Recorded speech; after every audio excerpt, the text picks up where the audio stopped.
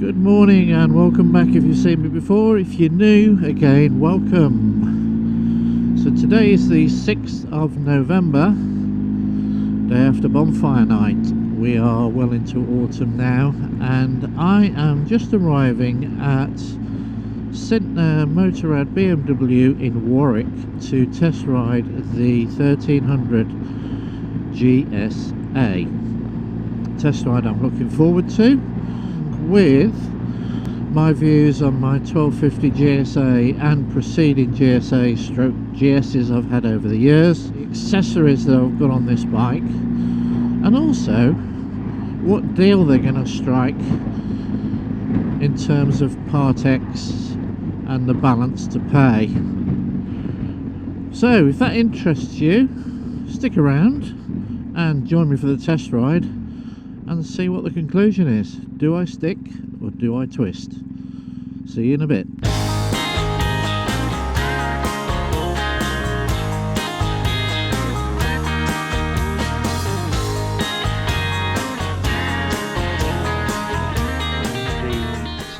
That are on my 1250 GSA, so come along, let's have a little look, see what we've done. Z-Technic V-Stream, which is much better, does need a screen brace, a camera which I had mounted, along with a number of other bits and pieces that were fitted by a company called A Bike Thing, which you'll have seen all over the internet. When I got this bike, literally pretty much straight away, I went to them and got a bundle fitted, and in 2 weeks I was off to the BMW Motorrad Alps trip. There's a video of that online. But the bundle they fitted was safety in mind, to be honest. In-off K5 camera, which is fitted on the front there, and it's got the DVR and the micro SD card sits within that unit. Now the rear camera sits in this little reflector here, just in there, very discreet. Whilst that was fitted, I had a Denali B6 light fitted on the rear. The Denali B6 is, along with the other accessories, linked up to a Hex EasyCam, which is located under the seat. The Denali D4's fitted to the front here on a specific bracket. It's got a sound bomb split on it, which is incredibly loud. I'm not going to set it off because it will wake all the neighbours up that aren't awake already. I went for the emblem lights, pretty blingy. You may see these on videos glowing and flicking away. They are on low glow amber. They will activate when the indicator goes as well. They are programmable through the EasyCam, so you can have them white, orange, different brightnesses. A number of stickers flowing around. We've got these horrible silver panels. They were there when I got the bike. I would probably prefer to have those powder coated, along with the crash bars. I've never actually got round to it.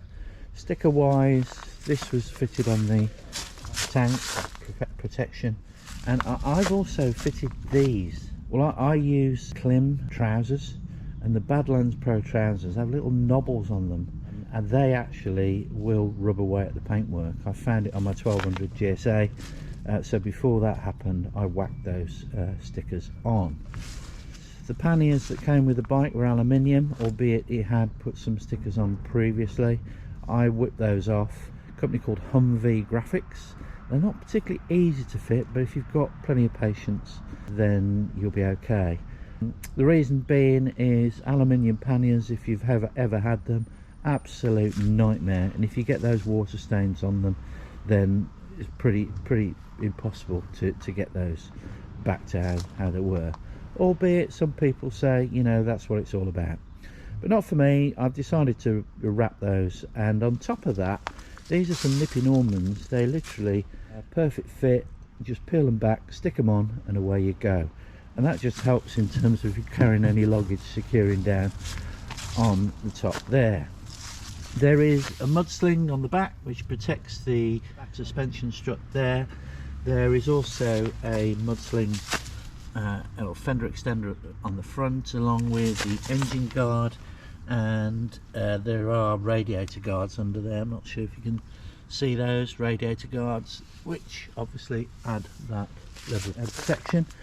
I've got the Wonderlic little side winglet bags just for storing nicks and knacks, like little cables and my helmet spray. helmet visor spray. I've got my quad lock mount on here. You'll see I've got the Chiggy on here. The guy previously fitted a TFT theft device. I've actually got two fly leads here. One where I plug my optimizer in, and the second one which I use for my heated gear. A Touratech side stand extender. There is a plate on the centre stand under there which was fitted before I had it. The frame guards were fitted before I had it. I think they're off the rally version. So the dealership told me when I bought the bike, is there anything I've missed? There is one thing I missed, which I have on all of my bikes, and it's a vanity thing more than anything, but I do like the noise of these things. It's tucked away behind the pannier. The Akrapovic, or depending upon who you're talking to, the Akrapovic aftermarket exhaust. I hate the way the indicators work on the latest BMWs. It's where you've got the permanent orange glow on the indicator stalks. Now, fitting the visor mods, just clip in. Again, I got these from a bike thing. They take away that permanent orange on, so it's more pronounced when you do actually switch the indicators on, so avoids any doubt for an oncoming driver. Equally, I think this is actually worse at the back. Again, you'll see them on the internet. These are permanently on with the red light, and then when the indicator comes on, the red light doesn't go off, so the indicator is not that particularly pronounced. It's even worse when you put your brake light on, because whilst the brake light's on, the indicator's going, there's some doubt as whether those indicators are actually on. The visor mods, you'll see how they work by looking at various different videos, but make it significantly safer in my view. I've forgot my toolbox. It's tucked away there. It's a Touratech, bolts on quite nicely. Grip puppies, I think they're called. They take away the little bit of vibration you get. I have a problem with my hands going a wee bit numb. They do help with that. These are aftermarket brake and clutch lever, and I got those at the same time as getting these couple of inch bar risers. I bought them off a guy on Facebook Marketplace who got rid of his 1250 GSA, and he was selling some bits and pieces. The bar risers have made a big difference in terms of longer journeys and any shoulder pain. So 10,000 miles on it now. It was 1,500 miles when I bought it, so we're up to 11,500 miles in a couple of years. So it's definitely the best GS/GSA I've owned. Starting with the 1200 GSA, love the bike. It was just too high for me. The normal suspension was too high. I'm a 30-inch inside leg. I'm 5'10". I chopped that in for one of the very first liquid cooled GS's. Boy, what a difference that was in terms of upgrading of the engine. I flipped that out for a GSA, but I actually went for the low suspension model, which for me, I fell in love with it. I fell in love with the whole big tank thing, the bulk of it. I just prefer the GSA, full stop. When the GSA triple back came out, I fell in love with that whole triple black thing and changed that from a 16 reg to a 67 reg 1200 GSA. Again, love that. Was the upgrade noticeable? From 1200 liquid cooled for me has been the biggest change engine wise, in performance wise, across the range from when I've first gone onto GSAs. Smooth, this is smoother, definitely. It's got more grunt when the shift cam kicks in, so I'm absolutely fascinated to see what the 1300 GSA is going to be like from a performance perspective over and above the 1250.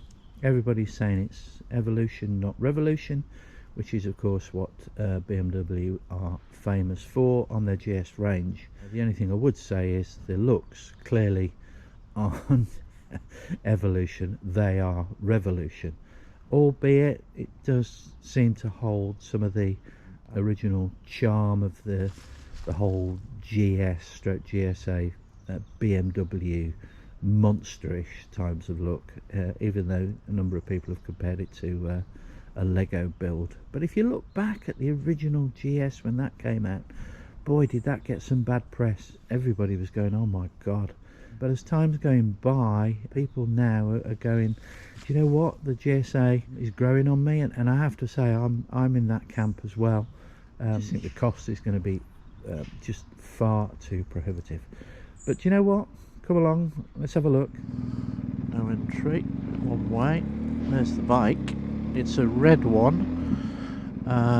It's not the ASA version, it is the clutch version. I have to say the one I'd probably go for is the ASA. Let us see. We have the 1300 GSA. Just had a little run through with Ben, telling me what's what. That's interesting. Ride height. Definitely too high for me. So definitely we'll go with the comfort version. Off we go.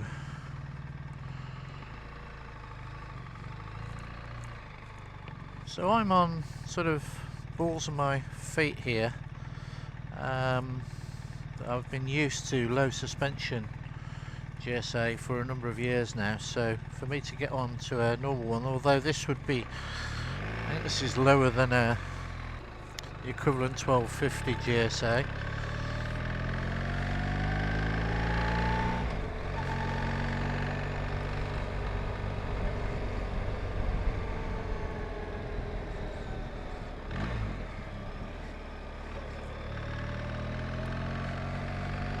Absolutely no idea where I'm going.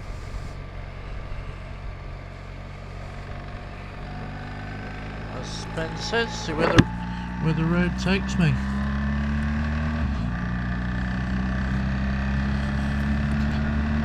The first thing I notice is that it's tight, as in,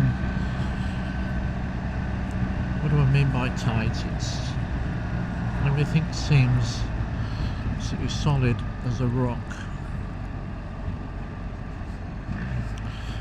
The quick shifter is significantly better than the 1250, without a doubt. The gap between the gears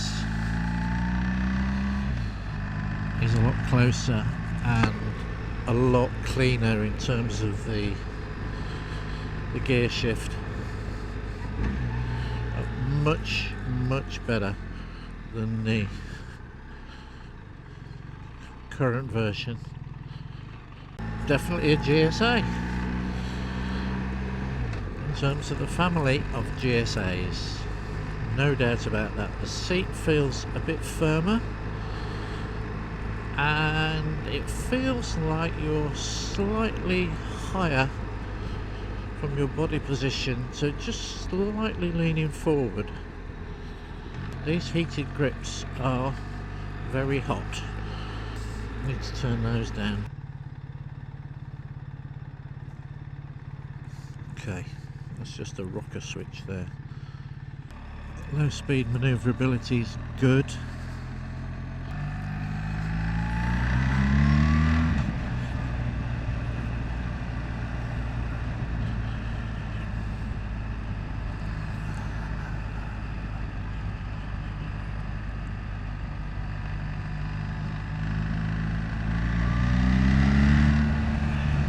Okay, so just those couple of blips there tell me that there is a significant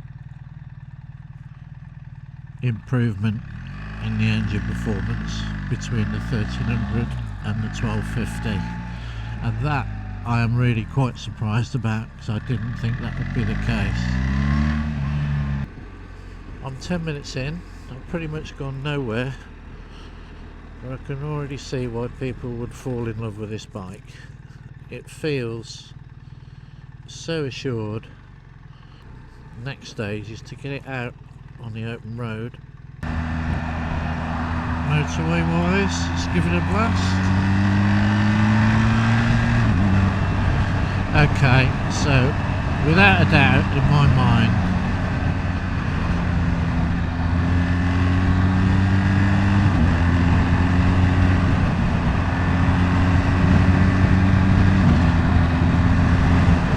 yeah, I think this bike is, I talked earlier about the notable shift in performance between the oil-cooled and the liquid-cooled engine, and ever since that I think the bike has evolved in terms of performance. From the 1250 to the 1300, I think this is the similar leap from the oil-cooled to the liquid-cooled version. It is that significant, and I really am quite surprised at that. Very surprised. This is in road mode as well. The torque in this bike is unbelievable. The power that's clearly available from this 1300 engine is unbelievable. I'm at 6 now, so the way that's pulling is incredible. Absolutely amazing.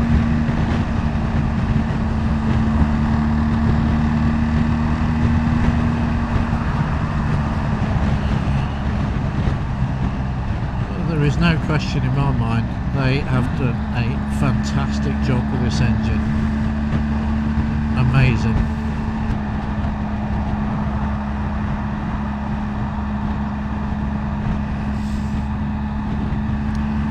So there's the sport screen.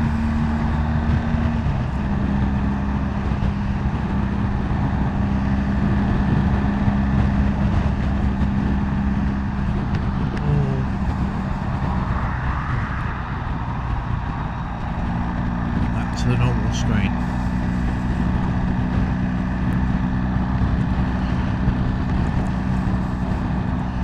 Heating, windscreen,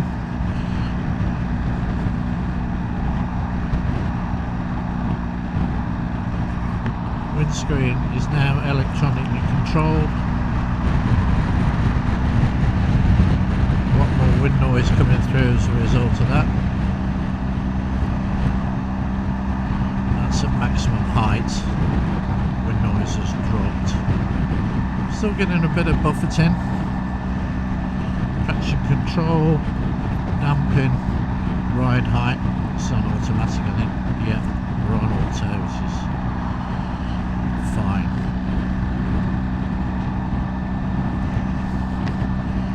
So everything pretty familiar. It's just this what they call burger switch here that controls the menu, and this rocker switch. So everything is very, very intuitive.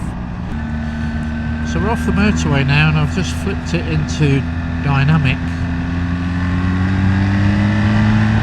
This thing is like a rocket ship. It's amazing.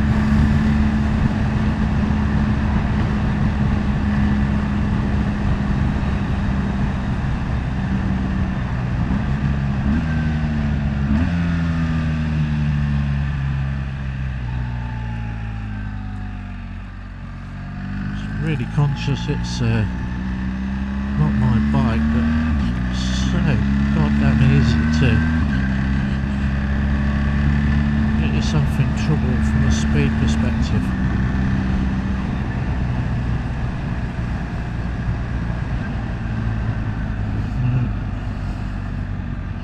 Mode wise, eco, rain, back it into road.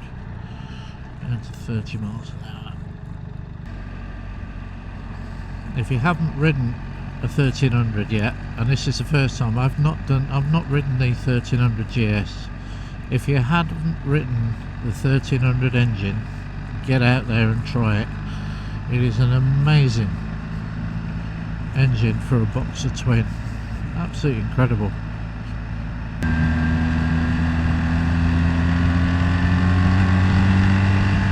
handling wise, sure footed, very solid.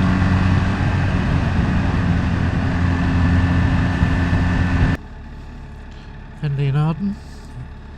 If there's a place to do a pub crawl, it's Henley and Arden. Can't remember how many pubs there are in the high street here, but it's significant. If you can make it from one end to the other with a pint in each, you've done pretty well.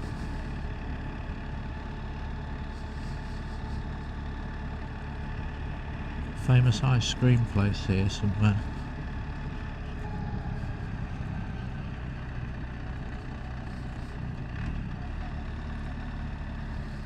Oh, that's pretty impressive, isn't it? Very impressive.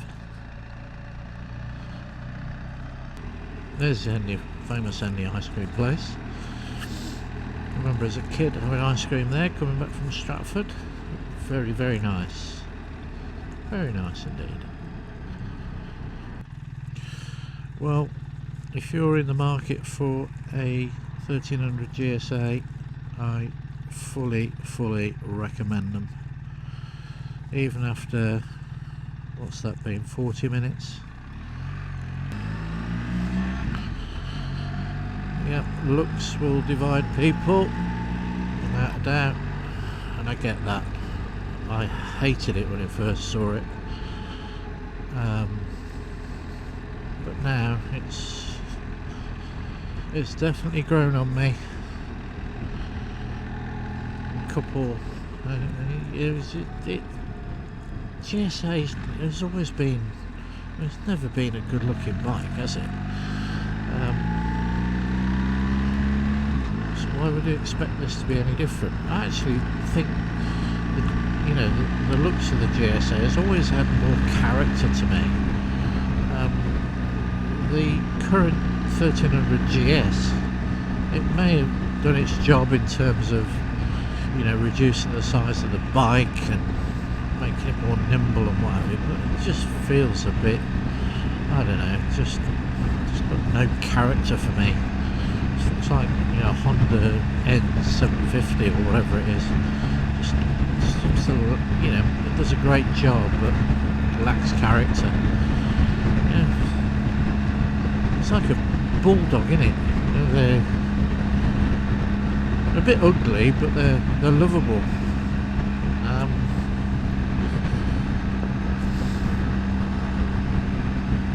But it's Marmite, each their own. We're all very different. We're all very different. And for me, I can see that as time goes by, I'm actually going to fall in love with the look of this bike. The big question is cost to change. The sales guy Ben has had a quick look at my bike and is valuing it as I'm out here. He's asked me what I think my bike's worth. I've said I haven't got a clue. Done that on purpose just to see what they're going to come up with off the bat. It's going to be a horrendous cost for change, I know it is, and the heart has definitely got me in terms of this bike, without question. Interesting little, when you open her up, it's got an interesting sort of rattly type noise coming from the engine. Hear that? I've picked up on that from previous guys that have test ridden this bike. Obviously squeezing as much as they can out of it. So anyway, going back to the head and heart thing, I don't know, what's it going to be, 14 grand, 15 grand to change? That's just massive, isn't it? I mean, it means I could keep my current bike and buy another GS second hand, just for, or another I don't know, different bike. 15 grand. I mean, I just can't get my head around how bike prices are going, where they're going. I mean, you get a family saloon for the price of one of these. It's just crazy money, absolutely crazy money. It's the first time I've ever done a test ride, I have to admit. I've always bought things just off spec. Never test rode a bike before in my life, so first experience for me. Sign off an insurance waiver form, £250 excess for any damage, top up the fuel, sign your life away in terms of fines and all that jazz. All very seamless, really.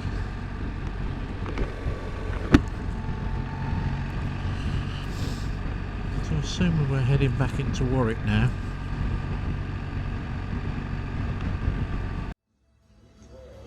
So here we have the triple black. Look at the finish on that tank. Absolutely fantastic. This is the comfort seat adaptive ride height low version. Apparently some lucky fellas actually bought this. Okay, 2:10, back on the trusty GSA 1250. What are my thoughts? Well, in summary, the GSA 1300 bike is without doubt a magnificent machine. Fantastic machine, as you'll have seen from my test ride. Thanks to Sidner BMW in Warwick and Ben, salesman, been excellent. Financials. So situation is, at this time of year, they're not really prepared to give you a firm valuation on your bike, purely because it sits in stock. I get that. But what they want you to do is to put a deposit down now to secure your order, because obviously demand is so great. It's same old sales stuff, which I've always fallen for in the past, to be honest. They want you to put an order down, put a deposit, and get that bike built. Now, in fairness, what they're saying is, if it comes next year and the bike valuation that they give you drops a lot, or the APR goes up, they have no issue in terms of giving your deposit back. They'll easily sell the bike. So, you know, that's quite fair, really. Now, knowing typical me, impulse wise, a few years ago, and I go, yeah, I'll have that, put deposit down, what have you. Nowadays, I tend not to think like that. I tend to go away and have a bit more thought about it. But in truth, so let's start with the spec of the bike that I built. So the spec was all in. I mean, I threw everything at it, because that's the bike I'd have, to be honest. Oh shit, Christ almighty, why on earth have you stopped there? What a idiot.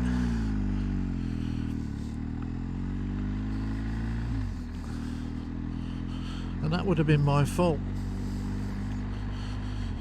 So the spec of the bike that I put together was it had everything thrown at it, and it would be the bike that I'd have. It's the triple black. It had ASA, the ASA automatic version, the adaptive cruise control, adaptive ride height, standard seat. There is another option now, which the adaptive ride height, they do a normal one and they do a comfort one, which I dare say is the equivalent of the lower suspension, which is, I think I'd go for the adaptive comfort with a standard seat. And that's what was spec'd up. I went for the Akrapovic double pipe, went for the full luggage option, including the little cubby bags on the front, so cubby bags, tank bag, panniers, backpack, top box, luggage rack. What else? bigger windshield which was tinted, the guards then tinted to match the windshield. All in all, that came in at a spec of nearly 28 grand. It's unbelievable, isn't it? The price of bikes nowadays, 28 grand. And initially he wouldn't give me a value on my bike, so I wasn't having that basically, because I needed a bit more clarity over where I was going. So to cut a long story short, the cost to change, as I thought, was a pretty old chunky 15.5, 16 grand. He basically said my bike was worth somewhere between 12 and 12,500 pounds. In the back of my head, I was expecting 13, given the amount of kit that's shoved on this bike. So perhaps with a bit of negotiation I might have got it up, but again it's pointless really, because they're not giving you a firm value until about a month before the bike's due, which they saying is a build time to get you a bike around March. So initially you go 15.5, 16 grand, my god. And then the alternative is to put the value of that of my bike in to a PCP deal, and it would be a couple of £100 a month with about 1,500 cash back to me, because there's a maximum of 40% you could put into a PCP. The alternative would be to get half the cash back on my bike, so get 6 grand back, and the PCP deal would be £300 a month over 4 years, 6,000 miles a year. Oh my god, this guy's driving me nuts. So I've got back on my bike and flicked it into dynamic, because rather than road, I would normally have it in road mode. So I've shoved it in dynamic, so to ensure the come down was not as bad as I expected it to be. And dynamic, you know, I never use dynamic, but after being on the 1300 GSA, I thought, you know what, yeah, that's the way to go. But I'm sitting on this bike here, has got everything, and I can't get my head around, you know, especially for the amount that I use it. A mate of mine, cheers, yeah, I could understand why he does it. I mean, he does 20-odd thousand miles a year. He rips it out of me intensely about how few miles I do. And, you know, there is absolutely no way I can justify the change. So there we have it. Stick or twist, I'm still in love with this bike, to the extent that, you know, if it was 7.5 grand to change, then maybe 15, 16, no, maybe in a couple of years time it's a case of a second-hand change. I could see that happening. I think it's a case of get my service done in March, valve clearance service, and then extend the warranty, and I'll stick with my trusty 1250 GSA, which I love anyway. So in summary, there you have it. Interesting day. What would you do? Would you stick or would you twist? Let me know in the comments below. If you've liked what you've seen today, please give me a thumbs up, and also consider subscribing. That'd be more than helpful. I intend to do more content next year, so if you're subscribed, you'll see it pop up in your feed, which would be great to have you along. This has been the Rambling Man. Thanks again, and I'll catch you on the next time. Cheers for now. Bye bye.